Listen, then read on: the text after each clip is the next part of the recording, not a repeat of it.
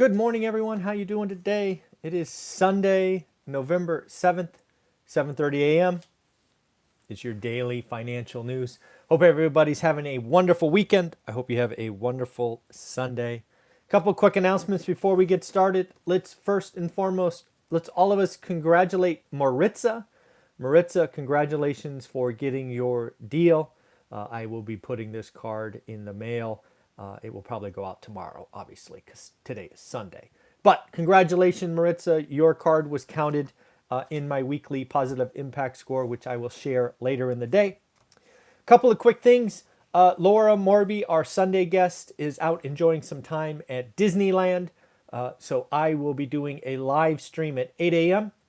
I'm only going to do about 30 minutes this morning because all of us should then go watch the Lumberjack.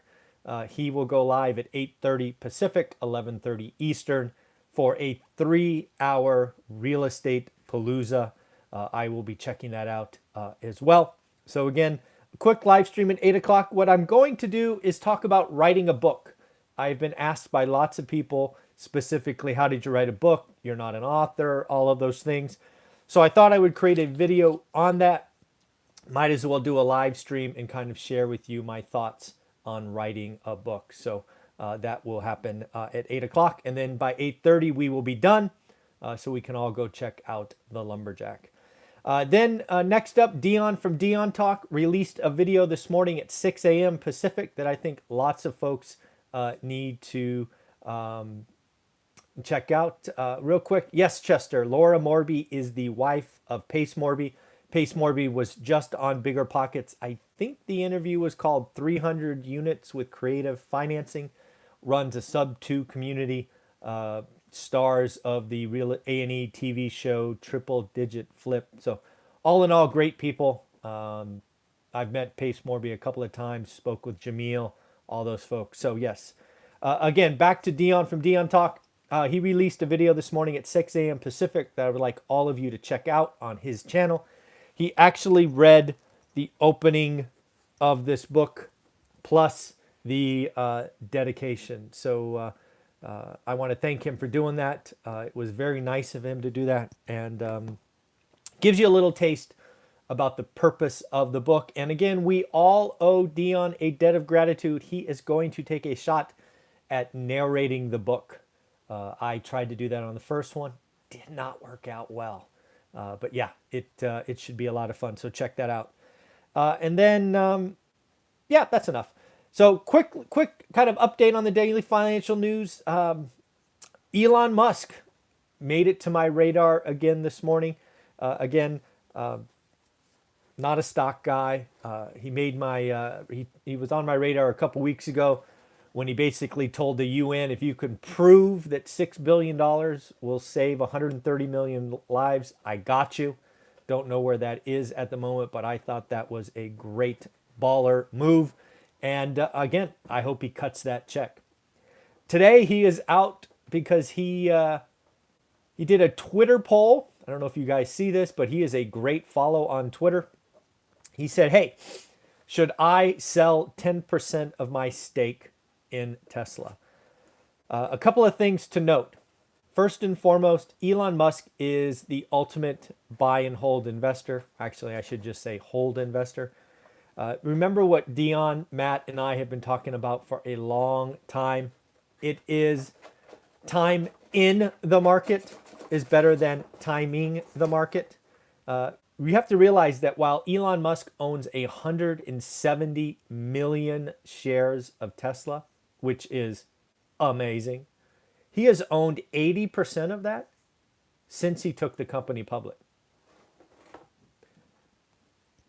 Can you imagine how many of us, serious question, come on, serious question, would have held the stock this long? There's no chance. I would have been out a long time ago and missed this run. I don't have it. No, I mean, the stock goes from, I don't know, 8 to 800. I'm out. Let's just be honest. Elon Musk, he is the ultimate hold, right? First money in, last money out. I've heard him quote that before. So again, $320 billion valuation. There is no chance I hold for that to get that high. So pretty cool. Good for him. And again, he is talking about selling these shares because again, he has no income, no salary, no bonus. And the politicians in Washington, D.C. lose their mind. Oh my God, Elon Musk is worth $300 billion. Be a trillionaire. Why is he paying no taxes? He has no income. So Elon's like, fine, you want me to cut a check? What if I sold 10% of my stock? So by my count, that's 17 million shares, 10% of 117 or 170 is 17 million shares. That's going to be a huge payday for Elon, huge payday for taxes. I wonder what happens to Tesla stock. I'm going to guess it takes a little hit. I don't know, but really interesting to see this back and forth. And again, if you're not following Elon Musk on Twitter, you probably should because he puts out some things that make you think, which is kind of fun. As for the stock market, you've got to realize it wants to go higher. I do not have a dog in the fight. I do not own a single share of anything. I certainly personally wouldn't put any money to work at these valuations. But boy, when something wants to go higher, it wants to go higher. So I'm going to be sitting on the sidelines with a drink in hand, watching the roller coaster. Right now, it's going like this. I have no idea how far it goes like this, but I do know one thing. Roller coasters don't go up forever. So if you are on the ride, enjoy. Be safe. One more kind of closing thoughts on Zillow. I've been poking around a lot about it, and I just want to say this. Zillow broke rule number 1. They bet on appreciation. If you read my initial book, you know that a lot of the pain that was experienced in the great real estate crash, it was from people who bet on appreciation. And they bet on appreciation by adopting mortgages that allowed them to cash flow for a little time. And then when that time was up and they couldn't sell or refi out, they were toast. Zillow bet on appreciation and lost. I think every single investor, whether you have $1 billion or $10,000, if you bet on appreciation, you will eventually lose. Zillow lost spectacularly, $550 million. Again, I think Zillow does have a way out. They can just become a landlord or partner with someone. But yes, those are some interesting thoughts. Yesterday, we talked about stock market and earnings announcements for the week coming. I thought today I would talk about the economic events of the week because there are a couple of doozies. We are going to do another over-under. So get ready to leave comments below. We are going to talk about CPI and PPI, which come out Tuesday and Wednesday. I want your participation. Let me know what you think. And if you want to guess a number, let's guess some numbers. I'm going to guess as well. And if you don't know, I nailed job creation. 537, I said, came in at 531. So I'm feeling myself this morning. Let's see how I do with PPI and CPI this week. So first off, Monday's going to come in hot. We have 7 Fed presidents speaking on Monday. The thing you got to know about this is they don't all agree. This collection of Fed presidents is not on the same page. And it is going to be interesting how hot and how hard some of these Fed presidents come out. So I will be looking for those summaries. Tuesday, one of the earnings that I missed is definitely real estate related. So let's talk about it here. It will be D.R. Horton.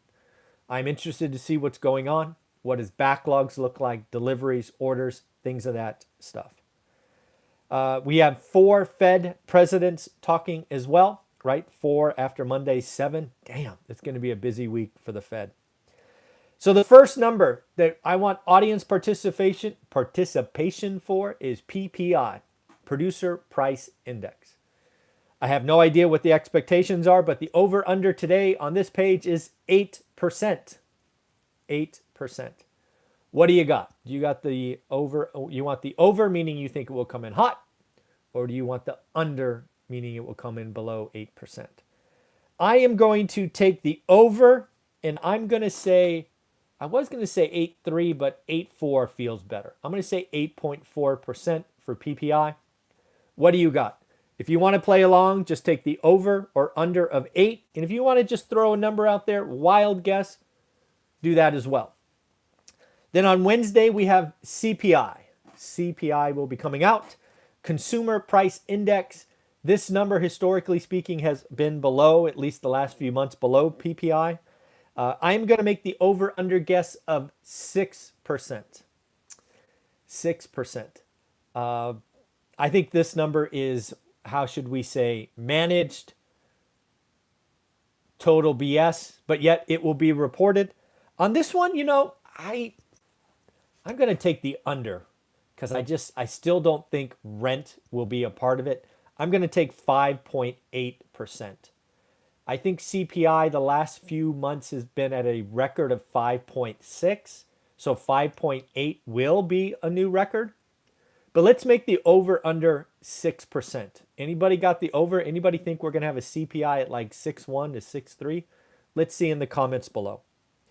If you don't know, which honestly I didn't, which is probably bad of a son who has military or veterans for parents, Thursday is Veterans Day.